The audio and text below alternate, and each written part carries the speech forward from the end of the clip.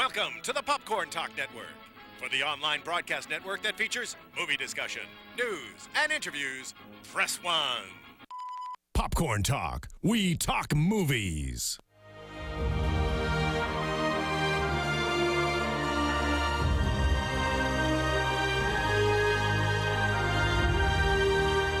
From the Popcorn Talk Network, the online broadcast network for movie talk, Alicia Malone with Scott Movie Mance and the Schmoes Know. This is Profiles, in-depth spotlights on the greatest filmmakers and artists in motion picture history. Hello, Schmoville! Yes, it feels so good to say that, doesn't it, Alicia? It does. It feels really good to say that. Well, it feels really great because we have a very, very special Profiles, episode 21. What are we doing today? We have had so many requests for us to do a composer, and one in particular. I've had so many tweets, I've had so many Facebook messages, so many emails, which we love, so keep them coming. We're finally doing it. John Williams. Matt is even more excited than usual. I'm wearing a Star Wars t-shirt. I actually own this one. I saw it in a vintage shop. I thought it was cool. And I'm not the biggest Star Wars fan, but I love the music. Well, who doesn't love the music for Star Wars? Who doesn't love the music for Superman? I am got the Superman bling shirt going on here. Whoop. Of course, the big S could just mean Scott. It could mean Scott. But either way, John Williams is the greatest composer of all time. Not only did he compose the scores for the greatest movies of all time, the best blockbusters of all time, but he literally composed the score to our lives, didn't he? I feel like he is so much a part of my childhood, because when you look at all the films he's done, they were movies I grew up watching, and he's someone that I didn't quite know much about until later on when I started understanding more about how a film is made. But I'd say John Williams is the most well-known composer, because even if people haven't seen the movies, they can hear the themes and they will know exactly where they came from. That's huge. They are instantly recognizable, instantly hummable. You can whistle to them. You can't get them out of your head. And in some cases, the music is even better than the film. Even the great movies, we'll talk about that in a bit, but his scores, they're so rousing. They're so moving.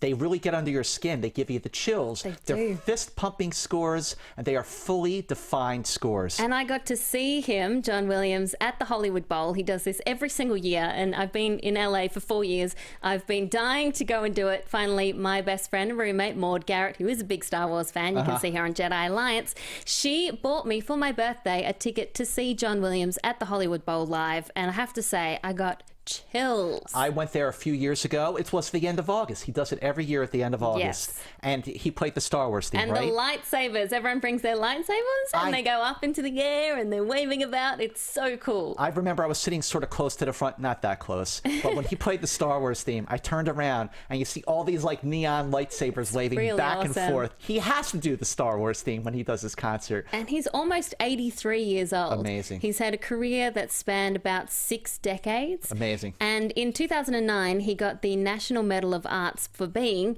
a preeminent composer and conductor whose scores have defined and inspired movie-going for decades. And sums him up perfectly. And he has worked with the greatest directors of all time, George Lucas, Alfred Hitchcock, Richard Donner, Chris Columbus, Ron Howard, Oliver Stone, and he's done 27 movies with Steven Spielberg, who says of John Williams, he says, I've always felt that John Williams was my musical rewrite artist. He comes in, sees my movie, rewrites the whole thing musically, and makes it better than I did. And I wanted to give a quick shout out to everyone who's watching live on YouTube right now. You can catch Profiles every single week, Tuesday, 3 p.m. LA time. Especially hi to some Aussies out there, Will Jones and Liam Logrand and Liam Norval. All these people are watching from Australia, so Aussie, Aussie, Aussie. Oi, oi, oi!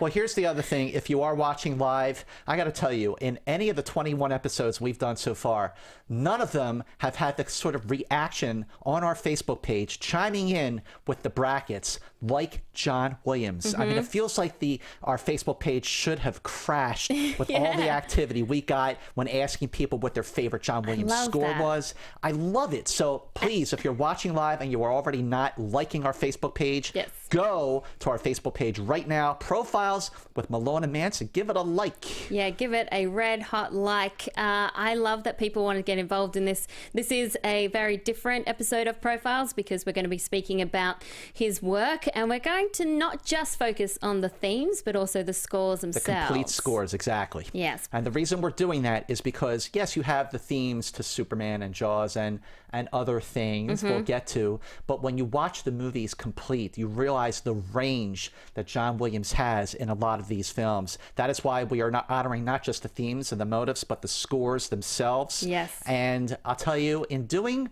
our segment, and we kept our names for all our segments. Oh, yes, our segment titles. Our segment titles are the same. And in doing It's a Wonderful Life, I felt like that segment alone could have been 3 hours long. I know. It is incredible how much work, how much unforgettable work John Williams has done, from the themes to Lost in Space, Land of the Giants, the theme to the NBC News, the Olympics. Yeah. It's just kind of crazy. But we whittled it down. Yeah, and then I further whittled it down to try to keep it as tight as possible. So here is the absolute highlights of It's a Wonderful Life, John Williams. Let's see it. John Towner Williams was born on February 8, 1932 in Floral Park, New York, to Esther and Johnny Williams, a jazz percussionist with the Raymond Scott Quintet. Williams moved to Los Angeles in 1948 and went to North Hollywood High School and later attended UCLA. He was then drafted by the United States Air Force, where he conducted music for the Air Force Band. After studying at Juilliard, Williams moved back to Los Angeles, became an orchestrator at the major film studios, and worked with other great film composers like Bernard Herrmann, Jerry Goldsmith, and Henry Mancini.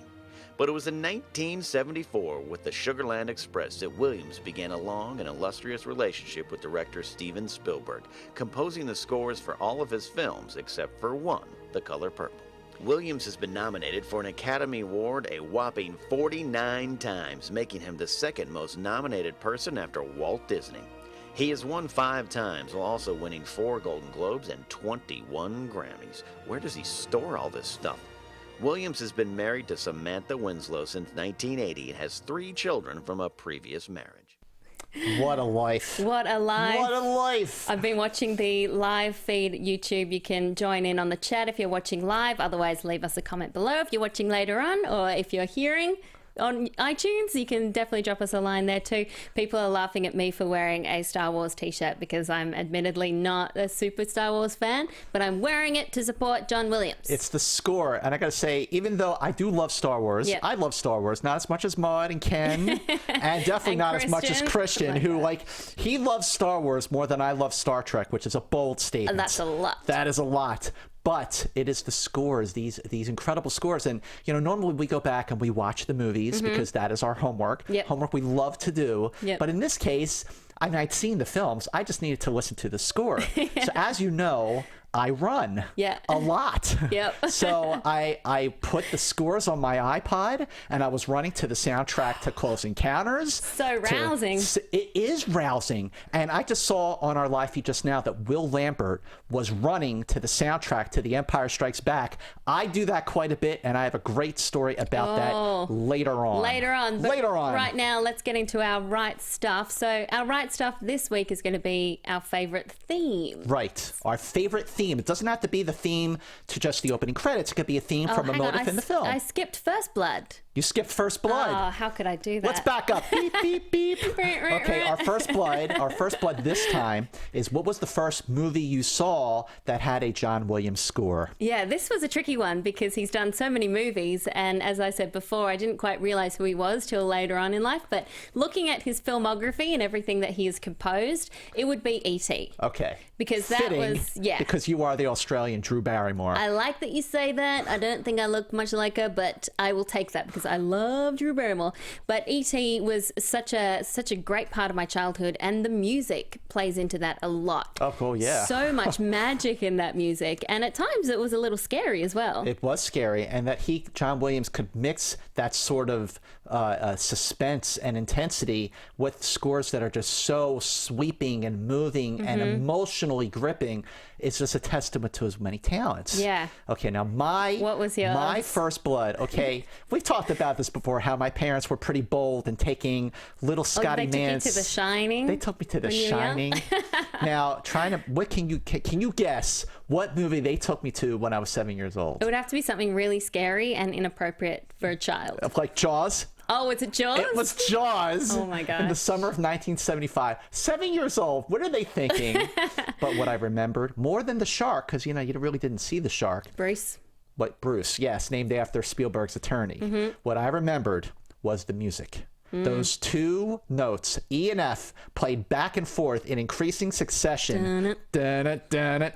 That is what I remembered about this movie. And that is what made me scared to friggin' death to go into the ocean. Oh, yeah.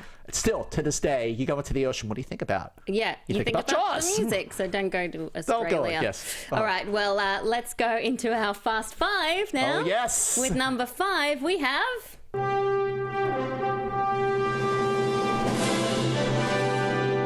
Superman. Now, you heard that theme just now? Superman! Oh, yeah. Now, director Richard Donner famously says that when you hear that theme, you hear the music sing Superman, and he's right. Yeah. This movie came out December 15th, 1978, nominated for 4 Academy Awards, including Best Original Score, John Williams. What is so great about this theme is that to this day, Alicia, it is still the greatest theme for any superhero movie. Yes. It is fist bumping, it's rousing, everything. Perfect for the character. It is heroic in every sense of the word. Yeah, it's strong, it's inspiring. I love the way it builds with the brass fanfare. It's kind of everything that Superman is. But interestingly, John Williams wasn't even supposed to score this movie. Interesting. Jerry Goldsmith, who worked on Donna's previous film, The Omen, yeah, and who Williams had worked with as well, he was supposed to score the movie. And I think also the teaser trailers for Superman, you can hear some of his old work on there. So John Williams stepped in last minute.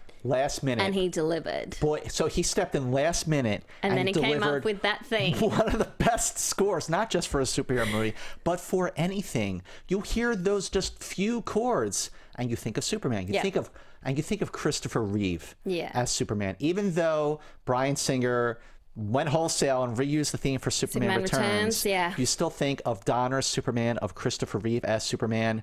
And I just love how when you're watching the film and the opening credits are going and it just sort of keeps building, it just hinting and hinting, and then you see the logo. Yeah. It's so great. You're sitting here watching the film. It's exciting. It's so, so exciting.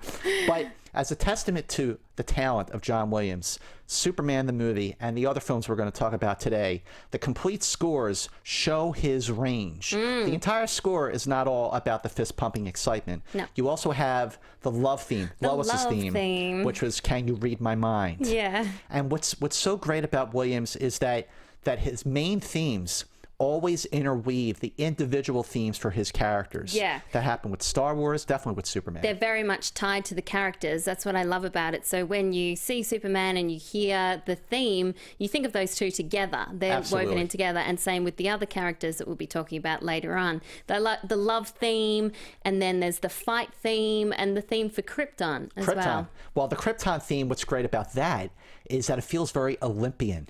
It also feels like doomed. Yeah. Because you know that Krypton is doomed. Yeah. And just generally, the way Richard Donner directed Superman in 3 parts, because each part feels like a completely different film with a different tone. Yeah. So John Williams scored the movie in 3 parts because you have the Olympian feel of Krypton. You have the sort of Douglas Sirk melodramatic feel, the sweeping feel of Smallville. And then you have that sort of His Girl Friday feel of Metropolis. And His Girl Friday is one of my favorite films of all time. So great. It's you so have great. That screwball banter. Yeah, yes. the screwball banter between Perry White and Lois Lane and poor, Jimmy Olsen and then Clark Kent. But the March of the Villains theme, which is sort of the bumbling theme that personified of both Lex Luthor and Otisburg.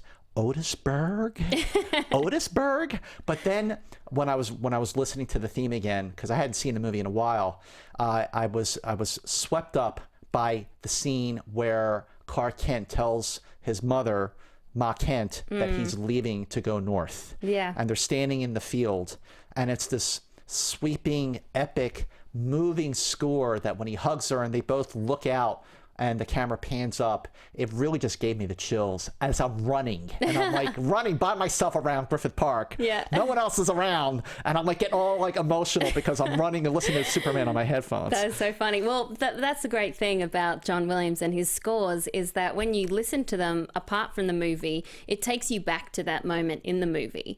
You know, like music is so fantastic to conjure up memories, but his music from the scores conjure up scenes. That's true. It's very true. And of Superman, John Williams said this: one of the essential things was the fact that it was a fun movie. It didn't take itself too seriously. And that is absolutely true. And that's also why, you know, just this outside of John Williams, Superman is still just one of the top 2 or 3 best superhero movies of all time. Yeah, the special effects are a bit dated, but it definitely kicked off this whole flurry of superhero films that we have now, and it made $300 million off a $55 million budget, so it did really well. Well, our profilers liked it. Yes. Especially your man, Liam Logrand. Aussie. Go, Aussie, Aussie, Aussie. Oi, oi, oi. It's your new favorite Also, thing. big Beatles fan, Liam, you're the man. This is what Liam had to say about Superman. Without a doubt, John Williams' greatest creation is the Superman March, since it symbolizes Superman's story throughout the film. The score begins with a slow build, exactly that explosion to a grand scale, blending instruments such as violins, cellos, drums, symbolizing Clark Kent's earlier life, building to the moment when he exposes himself to the world as Superman, wearing this color, this S. And then it becomes a magical and hopeful themed score, showing the mystery behind Superman and the fact that a godlike character can exist. Williams truly did make me believe that a man can fly. Well, Danny B Reviews on YouTube says, I remember when Superman's theme played in the Smallville TV show and I screamed like a little girl. I also love how Yora Tao pointed out, this is seriously the classiest chat board of all the shows. I think it's one of the classiest chat boards in all of YouTube because there's no hate, there's no trolls. It's about celebration. Because everybody loves these movies and they join in with us, and enough with the negativity. You can go get your snark somewhere else. Yes. We're all about having fun. We're having fun. We are celebrating the film, and it's not just about you and me. It's about everybody. It's about the profilers community. And I love how excited you are today. Extra excited. Extra excited. Well, Seb Lacey says, my favorite music score is the Superman theme. It's so iconic and one of the best superhero themes. Much like Christopher Reeve as Superman, the music score gives you hope and is inspiring. It is definitely inspiring. And now back to the segment we like to call The Right Stuff. The Right Stuff. I was getting ahead of myself. So we, as I mentioned before, are focusing on our favorite theme. It could be a theme, opening credits. It could just be a motive from a particular scene in the movie. So that is a very, very wide range, my friend. It is. What is your right stuff for John Williams? I have to go Jaws. Jaws. I mean, it's so brilliant. As you mentioned, 2 notes. 2 notes. E and F played on a tuba. The way it builds, it conjures up the images of a shark straight away, and you only hear it every time that the shark is coming. Right. So I love that, and I love the fact that even if someone has never seen Jaws, they know that music. They know the music. Iconic. Because that's a great example of where the theme transcends the film itself. It's so simple, not but that there's really anything effective. wrong with the movie. No, I love the movie. I mean, come on. Not that there's anything wrong with the movie here. One of my favorites. It's one of your faves. Yes. Well, we've talked about this before on our very first episode of Profiles on Steven Spielberg. It also reminds me a bit of Bernard Herrmann's score for Psycho. Right. When he did the with the strings. So simple, but really effective. It also reminds me, I'm just going to geek out a little bit here. Take it away. That's what our show is all about. Take it away. Of Star Trek. There is a classic episode of Star Trek from 1967 called The Doomsday Machine. I've heard of this. Okay, you've heard of it. I love that you've heard of Star Trek. Killer? The Planet Killer. Way to go. Wait, give it up right here. Okay. Give it up. I love that you know something about Star Trek. I'm like floored. That's just but from in the other episode, things. this giant planet killer left over from another galaxy was destroying planets, chopping them into rubble, and eating for fuel. And it sounded like it? And it sounded just like Jaws. And that came out in 1967. So before Jaws. 8 years before Jaws. Ooh. Dun, dun, dun. Dun, dun, dun. Well, we'll get to that movie later Yes, on. we will, won't we? Right now, let's talk about The Last Detail. Where Before we give, do that, I got to write stuff. Oh, yeah. I've got to write stuff here. We're getting ahead of ourselves here. I'm sorry. Where am I today? Okay. Go for it. My right stuff is from... I'm jet-lagged. Is from a Star Wars movie. Yes. By the way, ladies and gentlemen, Alicia Malone flew like a bazillion miles to Berlin and to then interview back. Johnny Depp and flew right back just to be here for Profiles. So apologies. Let's give it up here for Alicia Malone, Trying to ladies and keep it gentlemen. together. I'm trying to, Okay. Keep it up for me flying for free. Flying for free, yes. Don't feel to sorry Berlin. for me. Go for it. Okay, the right stuff for me is The Empire Strikes Back, particularly the asteroid chase. Ooh, I love good the choice. swipe after Luke and R2-D2 are flying off to Dagobah. There's a really gorgeous swipe in the film. You see the Millennium Falcon coming right at the camera with 4 TIE fighters flying around it and a huge Star Destroyer coming right just like that. And the scene there, the Millennium Falcon is evading 3 Star Destroyers, 4 TIE fighters, and then it goes into an asteroid field. And it is so exciting. The score itself keeps you on the edge of your seat, holding your armchair, and for the next 7 minutes, it is just a wild scene. And Williams' score just really captures sort of the loopy feel of the Falcon weaving in and out of the asteroids as the TIE fighters are getting knocked off one by one. Definitely. It is just such a great, frantic scene with brass fanfare, and it really just accentuates the fun feel of that scene. I wasn't pointing to my boobs then. I was pointing to my t-shirt. To your t-shirt, Pew, yes. pew. Pew, pew, Okay. pew. Now can we get to last detail? Let's do it. So what is it? Hit me up with the last detail. Lots of great details about John Williams' scores. I mean, this is a very, very big career. Hit me up. Okay, did you know that Williams has the same process every single time? Which is? He writes music with a pencil and paper. No computer. No computer. And he doesn't even begin until he's seen a rough cut of the film. Good to know. So he doesn't do it beforehand, before he's seen anything. He sits down, he watches a rough cut, gets out his pencil and paper, and away he goes. Well, I guess he's too busy to learn how to use a computer. Yeah, he doesn't need it. It's worked for him all this time. Yeah, you know what? If it ain't broke, Don't fix it. Yeah, old well, school. did you know that when George Lucas needed a composer for Star Wars, it was Steven Spielberg who recommended John Williams? Awesome. Love it. It's like this, they're brothers. They're friends. They're friends. They're It's so buds. great. It's worked out quite well. Well, Spielberg and Williams have worked together for half Williams' life, which is pretty amazing. That's pretty amazing. Well, did you know that John Williams looks at composing music like sculpting? He says you get 4 or 5 notes, you take one out, you move it around, you do it a bit more. Eventually, as the sculptor says, in that rock there is a statue, you just have to find it.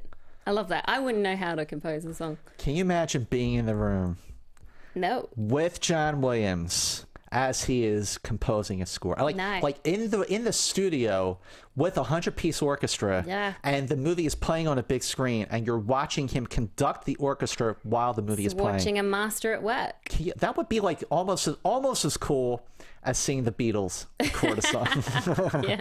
Sorry, I got to bring it back to the Beatles. It's all about the Beatles. Well, did you know, Alicia, that during the 1970s, John Williams was the king of the disaster movie scores. He wrote the scores, he composed the scores for the Poseidon Adventure, for Earthquake, for the Towering Inferno. These were all before Star Wars. Wow. Very impressive. Very impressive. Okay, so now, if I'm correct, we're going to Fast Five. Number 4, which is...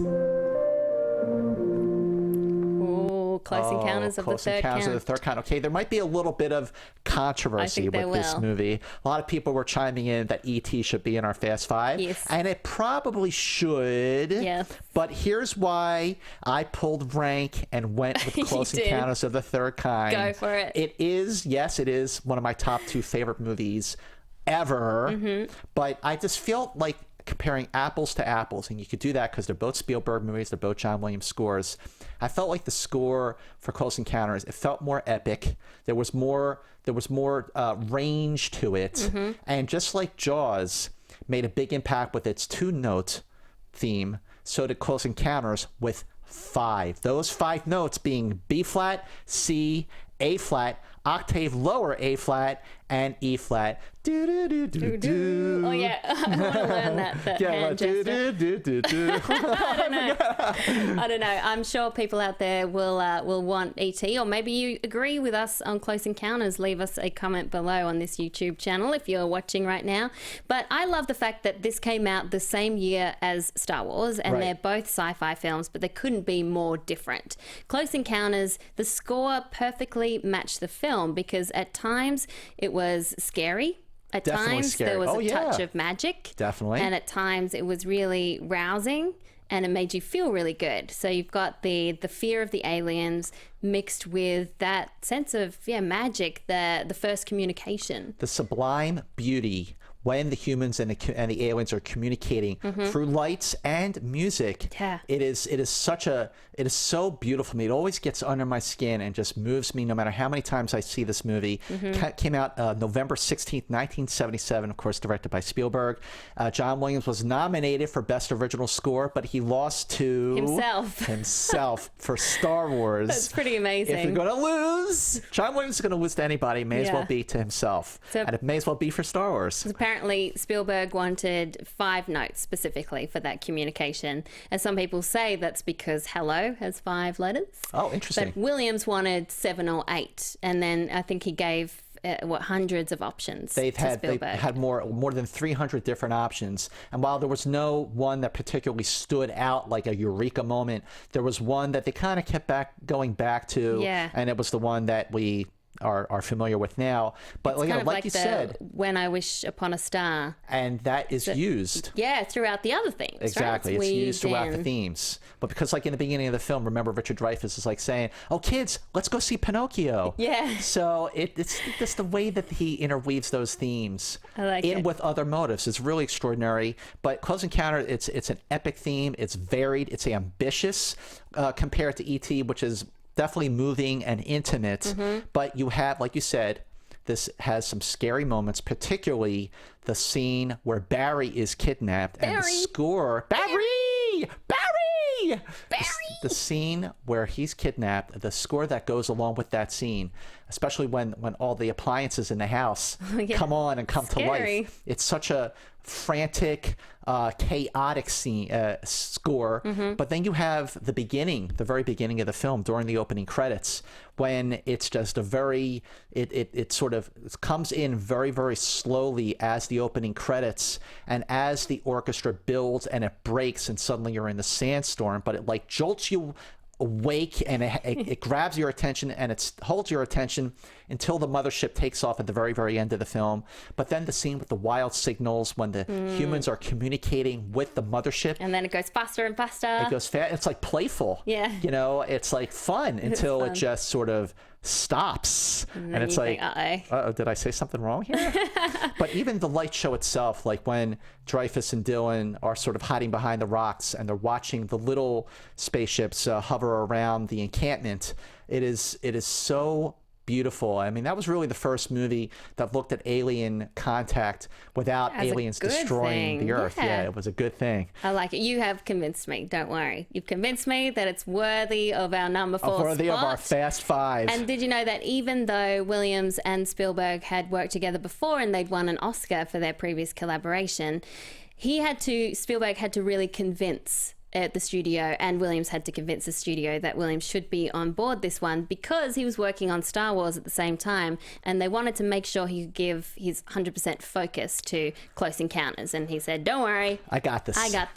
And of Close Encounters, Close Encounters is actually one of John Williams' favorite Spielberg movies. He says it's more than just cellophane going through the projection machine. It had a real kind of life to it, and that is why that is one of my favorite movies. Well, there wasn't much reaction to. But there was from our good friend Rachel Cushing. Oh, yay. I can always count on Rachel Cushing to come to my defense. She says of Close Encounters of the Third Kind, the score. I'm so happy you guys will be talking about the score from Close Encounters, though I suppose I should have known since it's one of Scott's favorite movies. Done, done, and done. It should be near the top of your list for those iconic notes alone, those 5 notes. But I sometimes think people forget about the rest of the music in the movie. It is just as amazing as it combines Williams' signature strings-led enchanting quality with a more eerie and driving feel that helps keep the viewer on the edge of their seat. But of course, it is the track Wild Signals that conjures up the themes and feel of this amazing movie. Thank you, Rachel. Well, Christian disagrees. Christian from Schmoes No. He is watching right now on YouTube. He says, Alicia, I love The Man's Man, but I think it should rank at number 6. Oh, no, Darth Harloff, how could you? Tyler Myers says, liked Close Encounters the first time I saw it, loved it even more the second time, and now own the Blu-ray. A few people here saying that they have never seen Close Encounters, so recommend you checking it out. If you haven't, can we do more than recommend? Okay. Insist. You have to see Close Encounters of the Third Kind. It is just such a great, amazing movie. Or you know what? I will literally fly to whoever's never seen it. I will bring my Blu-ray with me, and I will be your director's commentary watching this movie. Okay, that's my promise. That is my promise. The challenge has been set there. Okay, so we're going into our quiz show, but I worry that you're going to know the answer to my question because I think you already mentioned it. Well, what is it? Let's hear it. Okay. True or false? True or false? Williams composed the score to Hitchcock's final film. I'm going to say that's true. The family plot. That is true. Yeah, you mentioned that he'd worked with Hitchcock, the family plot in 1976. And of course, being a Hitchcock fan, I just love the fact that these two worked together. That is so cool that John Williams and Alfred Hitchcock worked together. Love it. Well, here's my question for you. You ready for this? Yes. John Williams composed the scores for all of Spielberg's movies, not including Duel, that was a TV movie, except for The Color Purple. I thought that was going to be the answer. I was like, I know this one. Who composed the score for The Color Purple? Oh my God. Was it, you thought I was going to say which one was it? Yeah. But no. So who composed the score for The Color Purple? Was it Alan Silvestri, Jerry Goldsmith, Quincy Jones, or James Horner? Oh, I have no idea. Think about it. I'm going to say Alan Silvestri. Oh, Quincy Jones. Quincy Jones, you are right. Alicia, you are right. You are really good at this. Give it up. You mouthed that to me. I did not. I had something in my teeth. Oh my gosh. Now, I've never seen you so excited, Scott, when it comes to profile. This is so fun. This is so much fun. We're doing something a little different here. Something a little different, and we are waiting for a special guest to call in, which is really, really exciting. Hopefully he will. We're just waiting to get the thumbs up from JTE. But for now, moving on to our Fast Five at number 3, we have... G. I could listen to that all day. I wanted to keep it going. Jaws. Jaws, released June 20th, 1975, directed by Spielberg. This movie was nominated for 4 Academy Awards, won 3, including Best Original Score for John Williams. This was very impressive. This was the film that really launched the superstar collaboration between Spielberg and Williams, the power couple of cinema, and it also changed the face of cinema forever. We spoke about this in our Spielberg episode, that it was the first ever summer movie blockbuster. First ever blockbuster. They called it a blockbuster because people lined around the block, breaking it, busting it. Spielberg said of Jaws, John Williams became the shark when the shark failed to show up because of mechanical difficulties. Well, it makes the fake shark so much scarier. It does, because you don't see it. You don't see it, and you hear it. The theme is that because you don't see the shark, the theme is the shark. And there's a theory that that theme, the one we just heard, represents the heartbeat of the shark. Ooh. As the shark is closing in on its prey, and as you know, the motive sort of gets faster and faster until it just like breaks into a panic when it attacks. And that's a great theory because it just makes sense, doesn't it? It does make sense. And a big shout out to Tommy Johnson, who played those 2 notes on the tuba. Apparently, when Spielberg first heard that theme, Williams played it for him on the piano and he laughed because he thought it was too primitive. He wanted something a bit more intricate for the shark, but Williams convinced him, no, this is perfect. And then eventually Spielberg was like, yes. And of course, it's now one of the most famous themes ever. Well, it is, again, it is instantly recognizable. Yeah. You said it yourself. Even if people don't see the movie, they know the theme. In fact, the theme has been used as a spoof in other films like Airplane. Airplane? Wait a minute. Do you need to get that? Who could this be? Why don't you talk while I get this? Scott organizes the guests, so I think this could be the publicist calling in, but we'll just keep talking. I love Jaws. Jaws is one of my favorite films from Spielberg. Just ignore that. The score for the film is fantastic, not just the theme. I love the Ben Gardner's boat and the shark cage. This is live. This is all happening live. Matt's is trying to organize this. Just a minute, keep talking. Okay, I'm going to try to keep talking. We've got a very exciting guest who's about to call in, and I'm really excited. And I'll read out some of these comments while Matt sorts this out. Mark Tordai says, God, I love Jaws. I love movies where you don't see the gore. It's the psychological aspect that terrifies me. Rachel Cushing says, this is a tough list. That is very, very true. And people are laughing at Matt's trying to organize this. Let's go to our comments from Schmoville.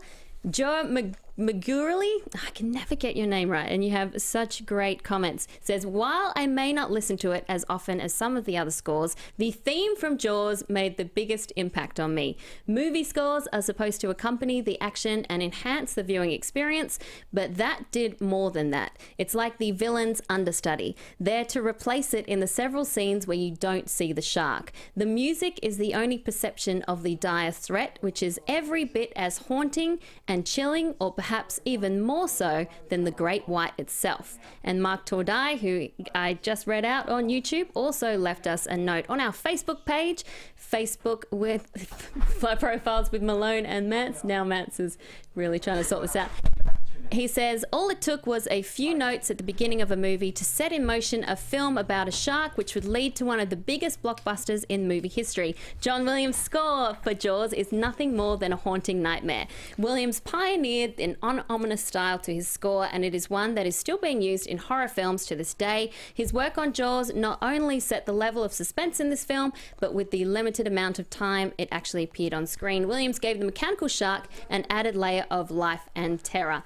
Now you can see that this show is just run by 3 people. Yes, and that's the beauty of it. It's like anything goes when we do profiles. I know. You know, sometimes the shows go really, really smooth, and sometimes we have a little snafu when you have a call-in number and the call-in number is not working. Oh, that's a shame. But you know what? What I want to say about John Williams is that in addition to knowing when to score and do something really sweeping for the right moment, I love that he also knows exactly when to not score a scene. Yeah, when to embrace the silence. He embraces the silence. For example, the scene in Jaws, like, that's so funny. The scene in Jaws when Quint is getting eaten alive by the shark. Yeah. Okay, there's no score to that. Yeah. It just, you don't need one. No. It just goes right to it. Scary enough. And I'm sure Christian will love that I'm pointing this out, that initially when Luke Skywalker and Darth Vader start fighting on Cloud City in the carbon freezing chamber, there's no score.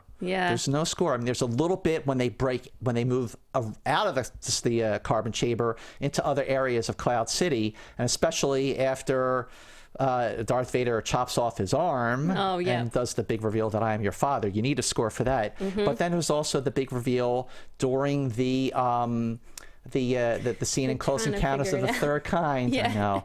During the scene in Close Encounters of the Third Kind, when the mothership is rising from behind Devil's Tower. All you hear is the rumble of that giant spacecraft rising from behind, and then of course, you know, it turns over and then you've got the music. We're going to move on since you already read, right? I already read the comments.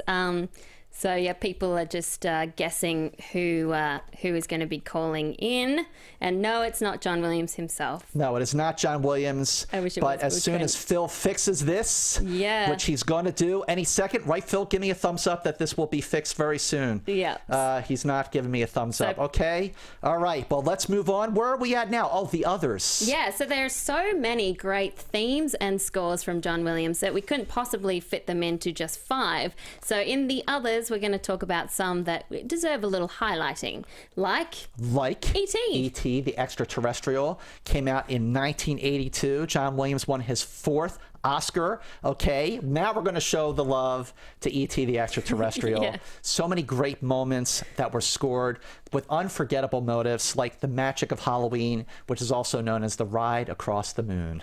I know that Maud Garrett, my roommate, loves Jewel of the Fates from the prequels of Star Wars. She always plays that one, and she's getting ready for Jedi Alliance. Also, you have to talk about Jurassic Park. Well, there's 2 themes to Jurassic Park. But I love that there are dinosaurs, they're everywhere. That's what I sing to it. That's what you sing to it? You made up your own words to Jurassic Park? Yeah. Why not? Why not? And then you also have the other theme to Jurassic Park, which is the actual adventure park theme. Yes. That's pretty cool. And Star Wars, the main theme for Star Wars. The main theme, how can you not? You can't have The Empire Strikes Back without Star Wars. Yeah. And that main theme, when you're sitting there watching it for the first time, I mean, like, it was like you could feel the wind blowing in your hair It's as exciting. the music was blaring from the speakers. But the same year as Jurassic Park was Schindler's List. And that you can have something adventurous and sweeping like Jurassic Park to something as emotionally devastating, but still something filled with serene grace and delicate beauty like Schindler's List. Well, I love that everyone's working really hard to try to make this happen with our guest. The thing that I like about Profiles is that it is literally 3 of us. It is the 3 of us. It's you, me, and JTE. And now we got booth. Phil in the booth trying to fix this And problem Phil's so we trying can to get our fix it special as guest to well. call in. Guys, what are we looking at? Thumbs up soon? Yeah? It's Yeah? looking like it's good. It's looking like it's going to be good. I don't want to lose this guy that we have. And, but well, Christian is writing on the chat board, how about Skype? Well, that's what we're trying to fix. We're trying to fix, yes. Skype. But Jaff94 also says, isn't the NBC Sunday Night Football theme composed by Williams? I have no idea, but I know that he did the NBC News theme and also the Olympic theme. Oh, and Okay. JT says it's a thumbs up on the Skype working again. So take it away. I'm going to call my friend back. Okay. All right.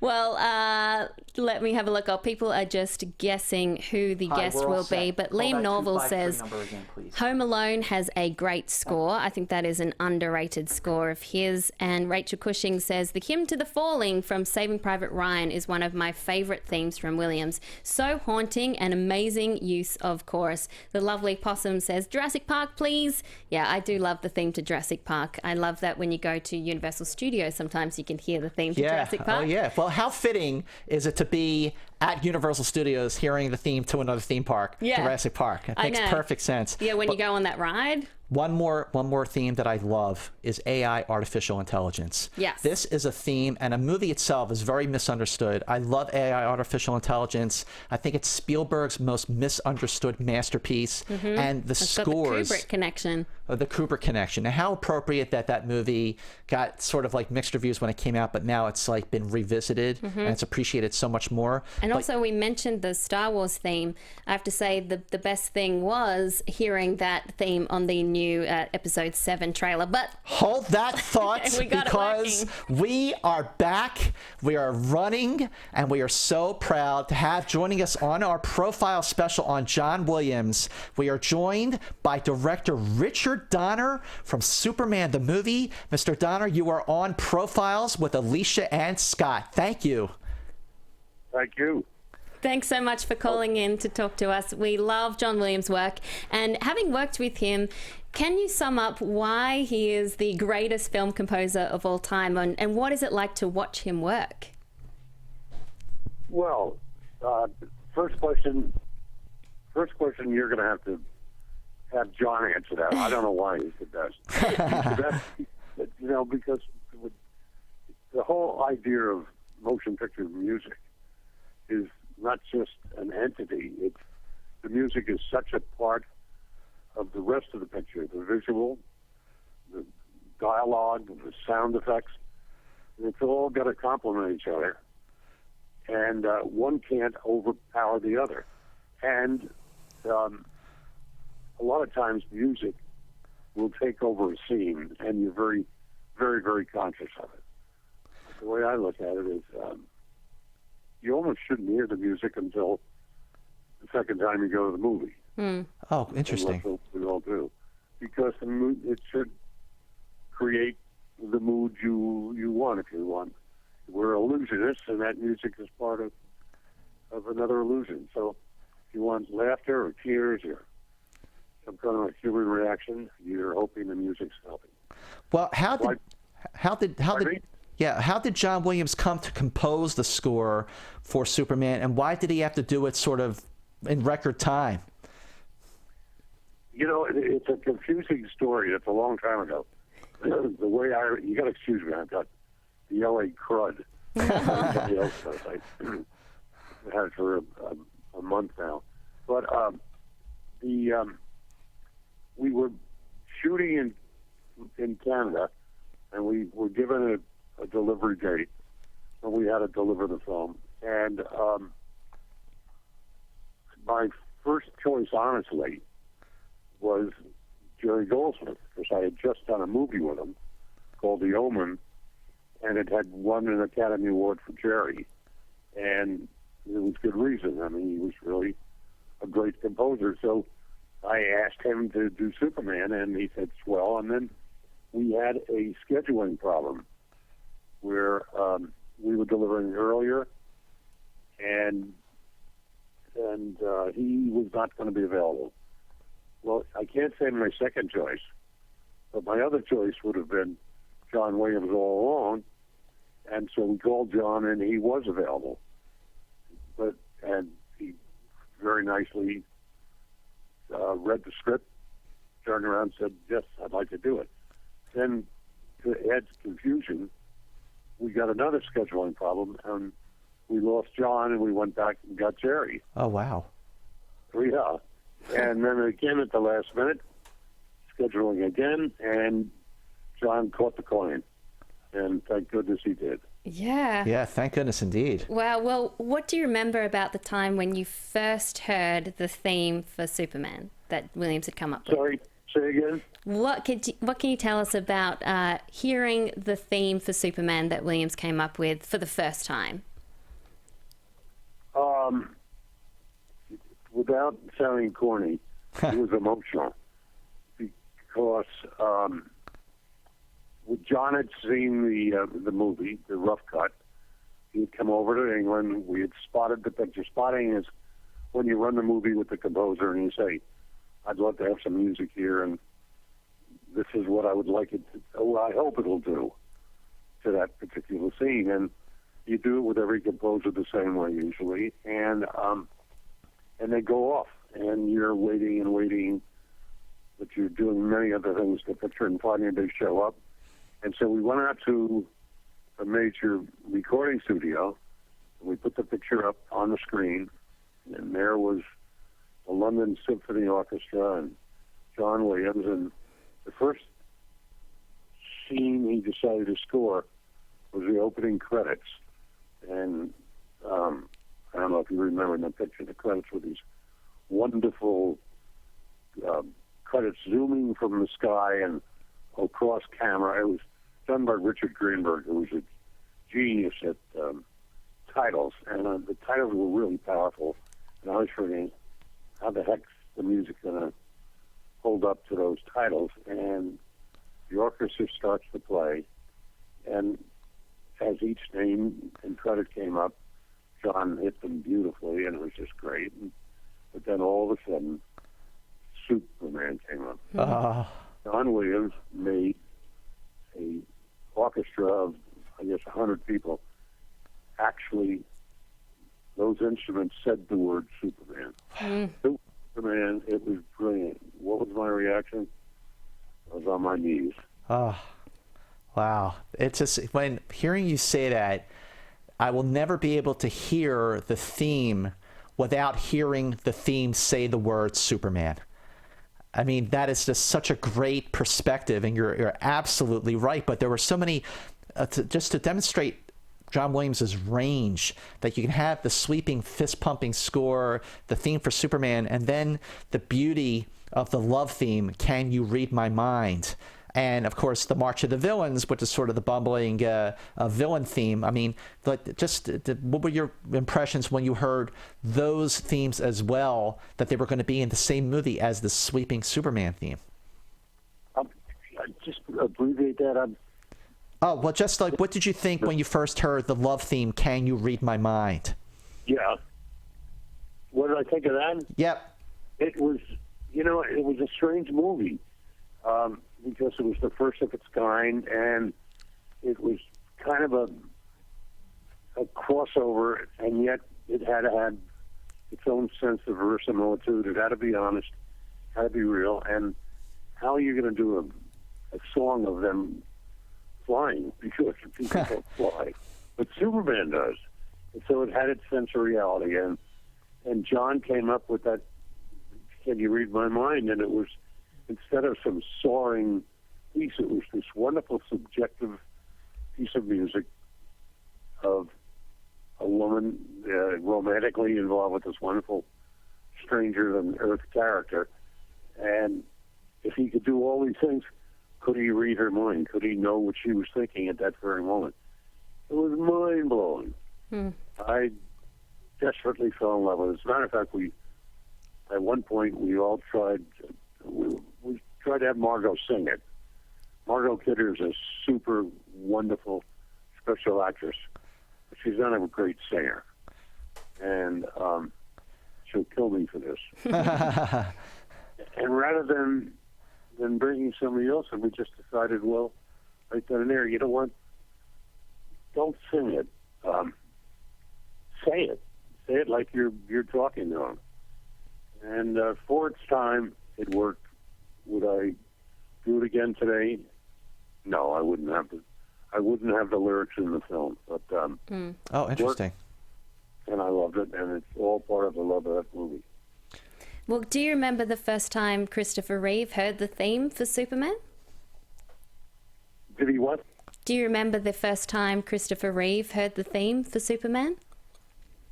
Yes, I do. Yes, I do. He was standing right next to me at the recording studio outside London, as was the editor, Stuart Baird, as was everybody involved in the picture, because we just took a break from the stage, the editing we were doing. We all ran out to the recording studio. So we all were there, and it was like everybody got some emotional burst at the exact same time. Of course, when Christopher saw his name, and it's Reeve, when he saw Christopher Reeve on the screen for the first time in his life. Wow. Remember, that was his first movie. Yeah. And it brought tears to not only his eyes, but our eyes. Wow, that is so fantastic. Yeah, it was dynamic. I mean, just because Superman really did launch the modern superhero movement that is obviously going very, very strong today, why do you think, I mean, this is certainly how we feel, but why do you think the theme for Superman still reigns supreme as the greatest theme for any superhero movie? I mean, really, it is. It's the one that you remember the most. Well, it's nice to hear somebody else say it, because I always say it. I love it. I mean, obviously, it's my picture. I'm involved with it. I love it desperately. I think because it's such a special piece of music, John caught every nuance of the film, and the theme, it's all in the film, in the theme. If you run that, you can take that theme and steal it throughout the movie, and which we did, by the way, and there are pieces of it throughout the film. It stands up as just a classic piece of film, piece of music, and it's stood, how many years now? 1978. Yep. And it's still, as you say, it is a classic theme of a motion picture. It's John Williams. He's a classic guy. And when he delivers something, he doesn't deliver something until... I don't know whether he does it just instinctively and it pours out of him, or he sits there with pen and paper for days and mulls over it, and the piano. But whatever method John Williams has during a musical score, it's quite extraordinary. Well, extraordinary is a word that I would like to say about this interview. Yes. Richard Donner, thank you so much for calling in a couple of times before finally getting through. You are truly a Superman, and we hope you feel better. I mean, there's definitely something been going around, but really, we're grateful for your time. Thank you so much for calling in to Profiles. This is our first show where we focused on a composer, and what better person than John Williams, indeed. Thank you again. So much. Thank you both. Have a great day. Thank you. You too. We did it. Oh, my God. Thank you so much for setting that up. Holy moly. Pulling all the strings. Wait, right here. Superman. And then, I don't think anyone could tell. I was pretty seamless holding it together. Not really. But that was cool. It was worth it. That was worth it. I mean, you know what? This is live. Ladies and gentlemen. This is what happens. This is what happens when you have 1, 2, 3 people producing the show on site. JTE, dude, you are the man. You are the man. You are the man. Dude, get over here. Come over here right now. Right now. Come over here right now. Camera on in the booth, man. Dude, come over here right now. Ladies and gentlemen, Profilers, give it up for this guy right here. JTE, this is our guy. I love you. I love you. I love you, man. I love you, man. All right. Yes, let's move on. Cool. But before we move on, I want to give a shout out to the brackets that happen on our Facebook page. Yes. So Facebook page is Profiles with Malone and Mance, and we have some great profilers who every week take charge of these brackets, and then everyone plays along. It's so much fun. So this week, thank you to Rachel Cushing, Liam Logrand, Dan Skip Allen, and Joshua Willingham, who did a 16-seed bracket of the best movies. Okay. So Indiana Jones versus Jurassic Park was the final. So the best complete score this was, not just the themes, but the score. Indiana Jones won. Indiana Jones won? For best score. And then Rasika did an 8-seed Star Wars bracket for the themes. So you had the Force theme, the binary sunset, versus the main theme. The Force theme won from that. And then you had Force theme versus the Indiana Jones theme, and the Force theme won. So you have Indiana Jones won one and Star Wars won another? Yes. How appropriate, because now we're getting into the top 2 of our Fast 5. Which I think will be those kind of themes. And coming in at number 2 on our Fast 5 is...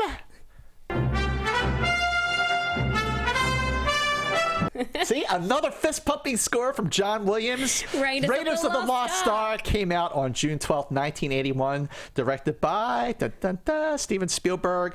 John Williams was nominated for his 16th Oscar for Best Original Score. Oh. What a theme right there, the Raiders March. Yeah, I love this theme because the theme defines the character of Indiana Jones. It's heroic, it's adventurous, it's fun, and Spielberg wanted the music to remind people of the Saturday morning serials from the 1930s and have that adventurous spirit, also have that playful spirit, and it's got a bit of a throwback feeling in there too. Absolutely it does, yes. Yeah, I love this theme because once again, it is so tied to the character. So it actually doesn't come in at the beginning of the movie. They have the intro first. Yeah, the intro's very sort of slow.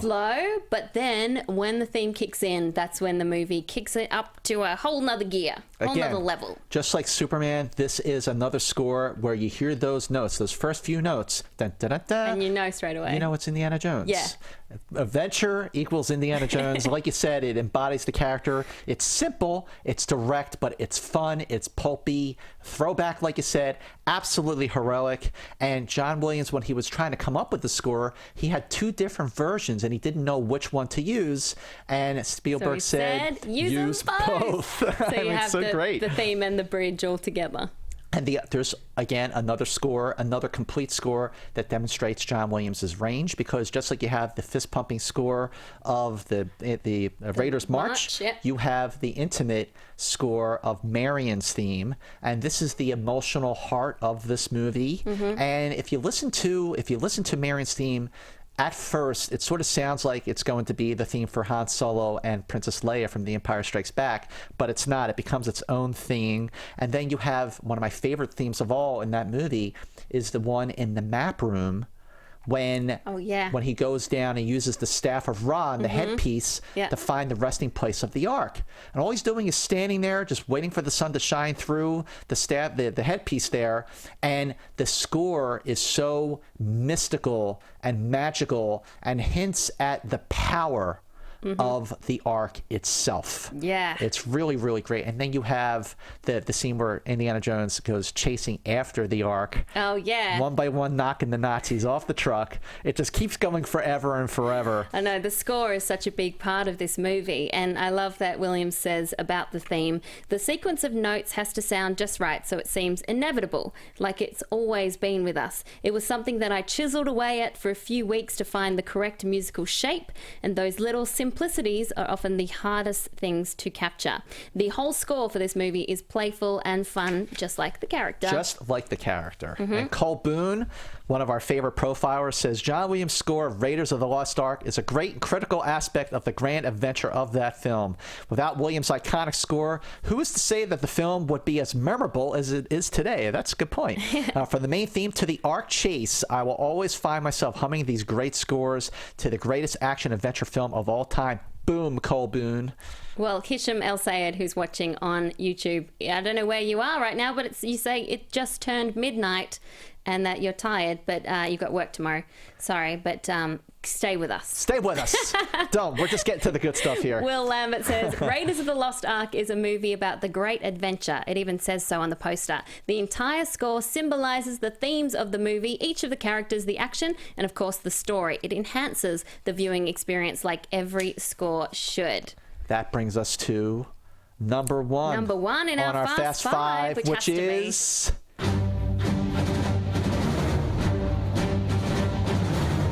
Empire Strikes Back. Yes, Christian Harloff. You must be so proud. We're putting a number one movie, a Star Wars movie, not Star Wars itself, but The Empire Strikes Back, because just like Empire was the superior sequel over Star Wars, the score for Empire was superior over the original Star Wars because of that theme we just heard, the Imperial March. At this point, can you imagine a Star Wars movie without the Imperial March? No, I can't. And I love that theme. It's so full of vengeance. It conjures up evil. Evil. It is absolutely evil. And once again, it's so tied to the character of Darth Vader that it's hard to think of one without the other. Well, George Lucas said this about John Williams' score for Star Wars, the Star Wars movies in general. He said, the score is a very, very important element to the success of Star Wars. Without somebody as brilliant as Johnny, that's John Williams, doing the scores, I don't think they would have been as successful as they were. The score is a major element equal to the script and the cast, and that is absolutely true. And you hear a little bit of it in the prequels with Anakin's theme. Yeah, sort of so hinting. I like how it's been hinted at. But in Empire Strikes Back, everyone has a theme. First of all, you have the holdover themes from the first movie. You had Luke's theme and Leia's theme, but then you have a love theme for Han and Leia, which is moving in the right spots, but is also it has a lot of melancholy and dread as it builds to the point when Han gets frozen in carbonite and she goes, I love you. Yeah, I know. Says, I know. But then you have the theme that I mentioned earlier, the theme for the asteroid chase. Yeah. But also the battle of Hoth. This was an inventive scene, an inventive battle scene, because it didn't take place in space. It had these walkers that moved like elephants and the snow speeders sort of swinging around it to knock them down, but it was on this ice planet, and the entire motive for that scene is just as epic as the battle scene itself. Well, it's pretty amazing when you look at the time that this film came out and the period of life of John Williams, and all the work he did. Because during the 70s and early 80s, it's when he did Superman, Raiders, and Empire. Yeah, he was Star like in the zone, as they say. It's amazing. Amazing. I mean, and listen, like when I was growing up in Philadelphia and I heard these themes and I saw these movies, and I'm going to bring it back to the Beatles again, because just like my parents had the Beatles in the early 60s, that sort of changed their lives. These movies, these themes changed mine. In fact, you want to hear a funny story?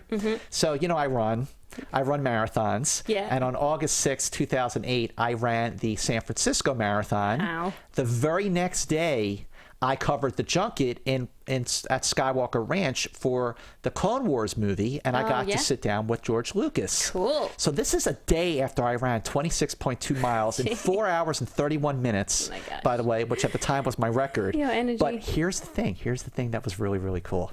So I sit down, I'm getting mic'd up, and I said, I'm sitting across from George Lucas, and we've interviewed a lot of people. It's our job, but it's George Lucas. That's so awesome. I'm like, oh my God. So I said, hey, so I ran the San Francisco Marathon yesterday. And he goes, oh, congratulations. And I said, when I got to the point where I really needed a boost, I put my headphones on and I put on the soundtrack to The Empire Strikes Back, and that got me through the rest of the marathon. What did he say? He smiled and said, oh, that's very cool. Congratulations. Which is probably as much as you'll get from George Lucas, so that's awesome. I'll take it. Yeah, I would take I'll that take for it. I'm sure. combining running and Star Wars. Yeah. To George Lucas. That's a very, very cool moment. But like you said, Empire Strikes Back, the score is also like the movie, I feel. I prefer Empire Strikes Back. Yeah. Over the first film, and the score is dark and it's complex and it's intricate, but the Imperial March, hearing that live at the Hollywood Bowl, that is something that I will remember forever. Absolutely. And the Imperial March, but everyone else in that movie, like Yoda has a theme, Lando has a theme, even Boba Fett has a theme. Yeah. And as you're listening to the ending credits and you hear the Star Wars theme, and then it weaves Yoda's theme in, and then it weaves Han and Leia's theme in, and then of course you hear the Imperial March, and it comes back to Star Wars. But the way Williams composes that whole score, it's seamless. It all fits perfectly. Yes. This, I have to say, you want to know why I'm so energetic, Alicia? Why? This was a fun show to do, wasn't it? It was really fun. This was really fun. We even had some melodrama ourselves during this show. I feel like it's really hot in Woo! here. Woo! That was a scary time. That was a scary time, but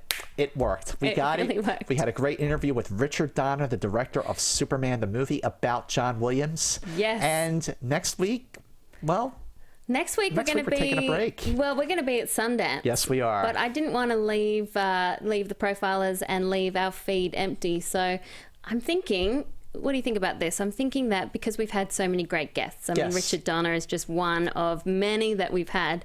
Should we do a kind of a best of the guests kind of special episode? A special episode of Profiles, a recap. Yeah, we could edit together some of the highlights from all the guests we've done so that we can have it all as one video. We deliver that next week, because then the week after, who do we have in 2 weeks on Profiles? I'm sorry, Wilson! Wilson, I'm sorry! Wilson the volleyball. Tom Hanks. Yes, Tom Hanks will be 2 weeks on Profiles from now. Next week, you can catch our best. Yes, next week you can catch our best of the guests episode of Profiles, and we will be at Sundance. Malone and Mance at Sundance. Yes, I love the can't sound wait. of that. We can't wait. We're going to see lots of movies. We'll be talking about those in other places, maybe on Profiles as well. But until 2 weeks from now, bye.